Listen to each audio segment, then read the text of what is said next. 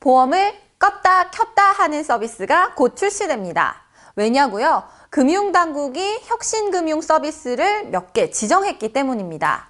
이거 말고도 다른 서비스들도 있는데 여러분은 쓰실 의향이 있으신가요?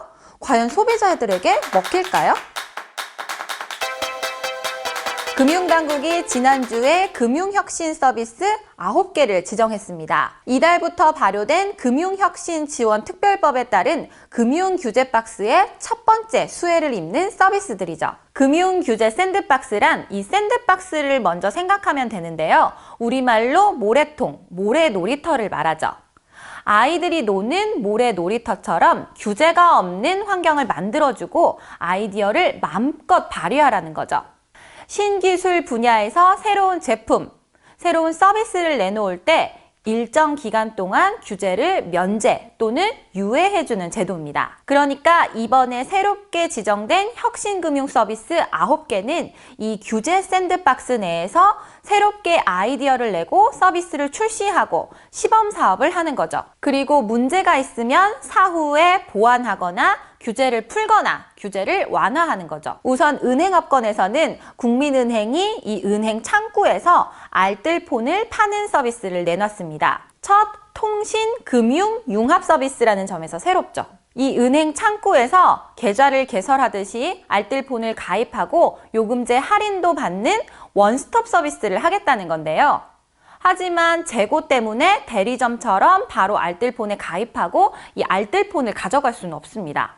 은행 창구에서 이 알뜰폰 계약서를 쓰면 국민은행 앱이 설치된 스마트폰이 집으로 배달되는 시스템이 될 걸로 보이는데요. NH농협 손해보험과 핀테크 업체 레이니스트는 해외여행자 보험 온오프 서비스를 내놨습니다. 이를테면 해외여행자 보험에 한번 가입했던 제가 3박 4일로 일본 여행을 가게 된다면 비행기가 이륙하기 전에 앱을 켜서 3박 4일로 어디를 가겠다. 여행지 일정과 기간을 정해주면 이 기간 동안 보험료를 내고 그냥 일반 보험처럼 보장을 받을 수 있게 되는 겁니다.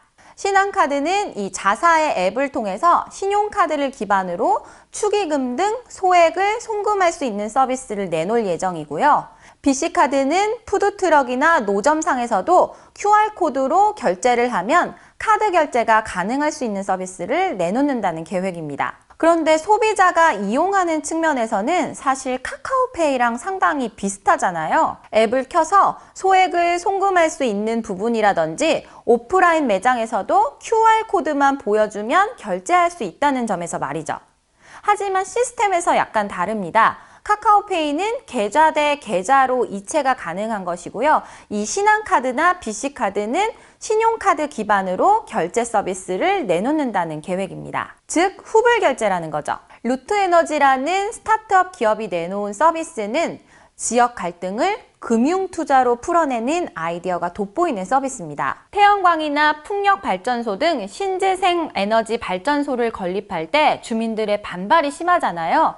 이들에게 투자금을 받고 우대금리를 주면서 참여를 이끌어내는 거죠. 혁신 금융 서비스로 이제 막 지정받은 이 업체들은 소비자들에게 어떻게 하면 어필할 수 있을지 고민을 하면서 출시를 준비하고 있습니다. 이르면 하반기에도 서비스를 내놓는 곳도 있고요. 소비자들은 이런 규제가 있었느냐, 이게 혁신이냐 하는 부정적인 반응부터 와, 이제는 정말 혁신이 되는구나 기대된다는 긍정적인 반응까지 엇갈리는 반응들이 나오고 있습니다. 내가 소비자로서 가질 수 있는 기본적인 권리에 대해서 인식은 할 수 있고 그리고 온오프를 하는 거면 괜찮을 것 같은데 이게 그냥 편리하다는 측면에서 무조건적으로 온오프를 하는 거면 그게 궁극적으로는 나중에 소비자한테 좀 불이익, 피해로 돌아오는 건 아닌가? 이런 생각. 카드사들은 카드깡 우려가, 보험사들은 소비자 보호 이슈가 있는 만큼 이 점까지 어떻게 잘 보완할 수 있는지가 관건이 될 것으로 보입니다. 24시간 소액 결제 송금으로 전 세계를 사로잡은 영국 핀테크 기업 레볼루트.